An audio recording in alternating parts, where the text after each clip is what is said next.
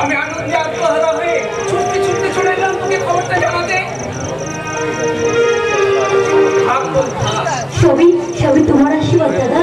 তুমি আমার পাশে না থাকলে আমি কখনো এত ভালো রেজাল্ট করতেই পারতাম না। ছোটবেলায় মা বাবা মারা যায়, তোদের দুই ভাই বোনকে মানুষ করতে গিয়ে শত ইচ্ছে থাকলো আমি পড়াশোনা শিখতে পারিনি। তাই তাই এখন তোদের দুজনকে দেখলে মনে হয় আমার যেন তোদের মধ্যে দিয়ে যেন আমার সব ইচ্ছেগুলো পূরণ হচ্ছে। তাই তাই বলছি বল, তোকে তোকে আরো অনেক দূর পর্যন্ত পড়াশোনা করতে হবে। সেই সঙ্গে চন্দনকে আমি বলে দেবো, ওরে হতভাগা, তোকে শুধু ক্লাবের ফাংশনে গান গিয়ে হাততালি করে চলবে না। আমার ইচ্ছে পূরণ করতে একদিন টিভির পর্দায় গান গাইতে হবে। চন্দনের জন্য আমার বুকটা গর্বে ভরে আছে। মনে হচ্ছে এখনই চন্দনকে বুকে জড়িয়ে ধরতে। চল না চামেলি, একটু এগিয়ে গিয়ে দেখি চন্দন এখন আসছে না। আসবো ভালো, রাখবো ভরে এই জীবন হাসি গানে। তাই মনে হয় আজকে বুঝি নেমে এলো স্বর্গ এখানে।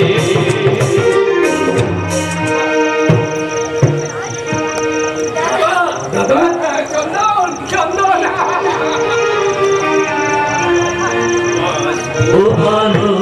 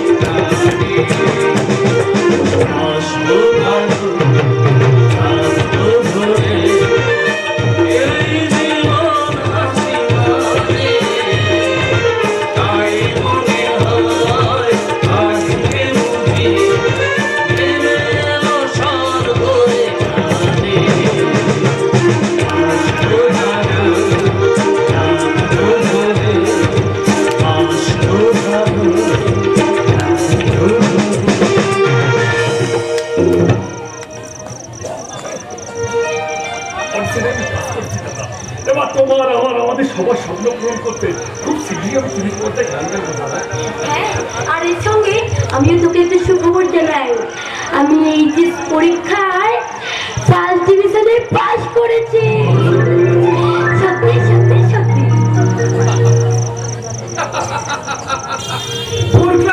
সনাতন সামন্ত জীবনের পরীক্ষায় বিধাতা তোমাকে বারে বারে ফেল করিয়ে দিলেও আজ তুমি পাস করে গেছো। কর্তব্যের পরীক্ষা একেবারে পাশে পাস।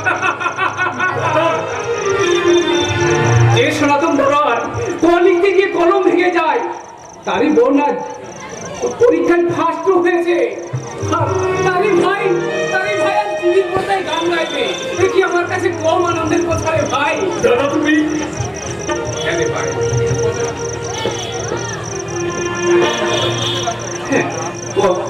তবে তুই টিভিতে গান গাইবি রে ভাই? আমার কি আর দোষ হয়েছে না? অডিশনে পাস করলেও টিভিতে গান গাইবার পরে এখন কিছু অসুবিধা আছে না? অসুবিধা? কিসব অসুবিধা রে ছোটা? অডিশনে যখন পাস করেছিস তাহলে অসুবিধা কোথায়? না মানে যারা অডিশনে পাস করেছে তাদের প্রত্যেককে ওখানে মানে কলকাতায় বেশ কয়েক মাস থাকতে হবে। ও, আমাদেরকে ছেড়ে কলকাতায় থাকতে হবে বলে তোর মন খারাপ করছে? ওরে হতভাগা, জীবনে বড় হতে গেলে কয়েকটা মাস কেন কয়েকটা বছর আমাদেরকে ছেড়ে কলকাতায় থাকতে হবে। কিন্তু তার জন্য থাকা খাওয়া স্পেশাল মিউজিক্যাল ট্রেনিং বাবদ বেশ কিছু টাকার প্রয়োজন। টাকা তা প্রায় 50,000 টাকা। 50,000 টাকা? টাকাটা অবশ্য ওরা পরে ফেরত দিয়ে দেবে বলেছে। কিন্তু এতগুলো টাকা, তাছাড়া তাছাড়া চামেলির কলেজে ভর্তি হওয়া, বইপত্র কেনা, এদিকে তো বেশ কিছু টাকা লাগবে। মানে আমি বলছিলাম কি বর্দা, আমি না হয় এই বছরটা ড্রপ দিয়ে দিই।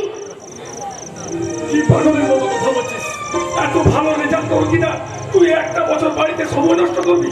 ও, তুই কেন বুঝতে পারছিস না? একটা বছর ড্রপ দিলেও আমার তেমন কিছু ক্ষতি হবে না, কিন্তু কিন্তু এই সুযোগ যদি একবার হাতছাড়া হয়ে যায়, তাহলে যে তুই এমন সুযোগ পাবি না রে চোরদা, তুই আর কখনো পাবি না।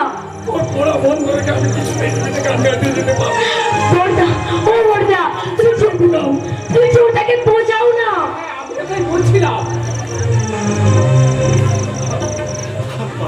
দাদা, আর পারবো না।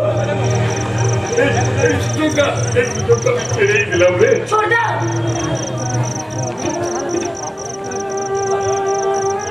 তুই আমার কথা শোন, তুই যাস রে। আমি চললাম ওই অফিসের থেকে নামটা তুলে দিতে। আমি এক্ষুনি চললাম। চন্দন!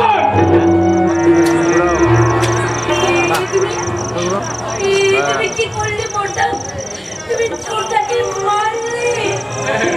হ্যাঁ, আমি কি বললাম? যে হাত দিয়ে আমি ওকে এত আদর করে এসেছি, সেই হাত দিয়ে আজ আমি ওকে মারলাম। না না না না, আমি মহা ভুল করেছি, মহা ভুল করেছি। দাদা, গিয়ে বলে আসবো? না না, তুই বড্ড লেগেছে তাই না রে চন্দন? হ্যাঁ, লাগবেই তো, লাগবেই তো। তুই ওই দুটো হাত দিয়ে আমাকে যত খুশি মার চন্দন, যত খুশি মার। না দাদা না, এভাবে তুমি আমাকে মহাপাপের ভাগিদার করো না দাদা। তোমার গায়ে হাত তোলার আগে আমার যেন মৃত্যু হয় দাদা। না, তুই এমন কথা বলিস না। তোদের দুই ভাই বোনের দিকে তাকিয়ে তো আমি বেঁচে আছি রে ভাই। তোদের মুখে একটুখানি হাসি দেখবো বলে আমি যে পরম তৃপ্তি পাই। তাই তো বলছি রে ভাই, আমি যখন কথা দিয়েছি সেখান থেকেও যেমন মনে হোক সমস্ত টাকা জোগাড় করবো আমি।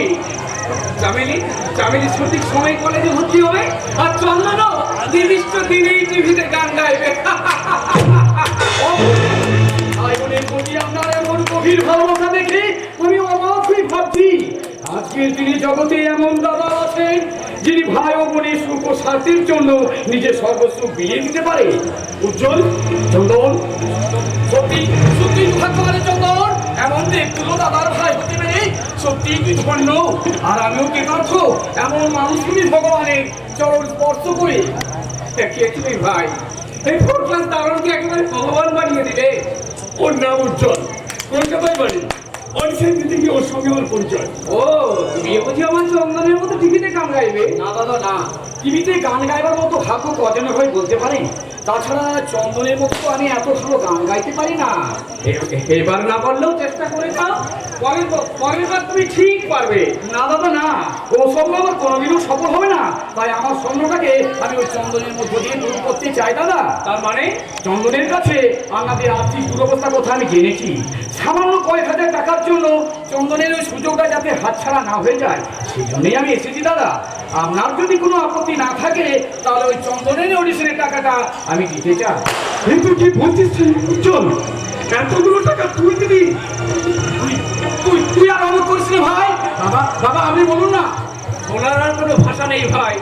সামান্য বন্ধুর উপকার করতে তুমি যে এত বড় মন নিয়ে এত দূর থেকে ছুটে এসেছো, এই জন্য তোমাকে আমার অসংখ্য ধন্যবাদ দাদা। কিন্তু দাদা, আর কোনো কিন্তু নয়। সেই কত দূর থেকে কত কষ্ট করে তুমি এসেছো, আগে খাওয়া দাওয়া করবে, বিশ্রাম করবে তা নয়। এই মুকুরি, কখন থেকে দাঁড়িয়ে হাঁ করে কি দেখছিস? বাড়িতে অতিথি এলে কি করতে হয় সেটা তুই জানিস নে? আমি যাচ্ছি দাদা, আমি এক্ষুনি যাচ্ছি। আমাদের মন যাবেনি, বড্ড লাজু। তোমাকে দেখে শুধু লজ্জা পেয়েছে, কিন্তু কিন্তু তোমাকে লাজু হলে কি হবে? পড়াশোনায় একেবারে ফার্স্ট ক্লাস। তাই নাকি? হ্যাঁ ভাই, বাকি কথা পরে হবে। আমি একটু বাজার থেকে আসি। আজ না খেয়ে কিন্তু যেতে পারবে না, কেমন? আরে না না না, আর কোনো কথা নয় উজ্জ্বল। দাদা যখন একবার বলে দিয়েছেন তখন কিন্তু তুই না খেয়ে এই বাড়ি থেকে এক পাও বেরোতে পারবি না। আরে চামেলি সর্বত্র আছে কত লাগে চামেলি চামেলি চামেলি নামটা ভারী বৃষ্টি তো কতখানি বৃষ্টি চামেলি না চামেলি নয়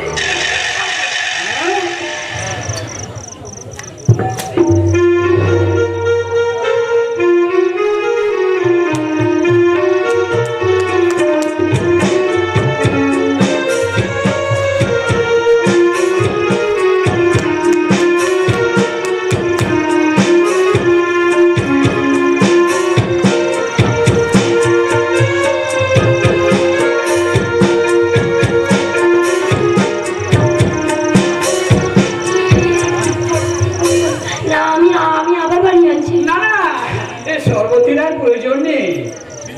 মানে মানে স্পর্শ করে তোমার শিলবাহানি করলাম না তো। মনে যদি শিরোধারী না থাকে তাহলে কোনো স্পর্শেই শিরোধারী হয় না উজ্জ্বল বাবু। যা, একটা কেসে আপাতত বেকুসুর খালা, কিন্তু পরের কেস। এবার যদি আপনার কথা বলা শেষ হয়ে থাকে তাহলে আপনি ভেতরে চলুন। কিন্তু বন্ধুত্বের একটা বিশেষ গণ্ডি থাকে চামেলি দেবী, আর সেই গণ্ডি ভেঙে অমর মনে প্রবেশ করতে হলে কারো অন্তরে অন্তরস্থলে আগে যে তাকে বাসা বাঁধতে হবে। এই ভদ্রলোক কি আমার অন্তরে বাসা বাঁধতে চাইছে? দেখতে প্রচুর এই মেয়েটা কি আমার মনের কথা ধরতে পেরেছে? কালকার মতো ভালো নয়, নাকি মনে করে সাজিয়ে বলতে হবে। এই যে শুনুন। হ্যাঁ বলো। বলছি আপনার বন্দি ফুন্দি রেখে এবার ভেতরে চলুন তো। Thank you. মেয়েটা বোধহয় সত্যি সত্যি পটে গেল, সেই সঙ্গে খুলে গেল আমার সৌভাগ্যের অঙ্গ।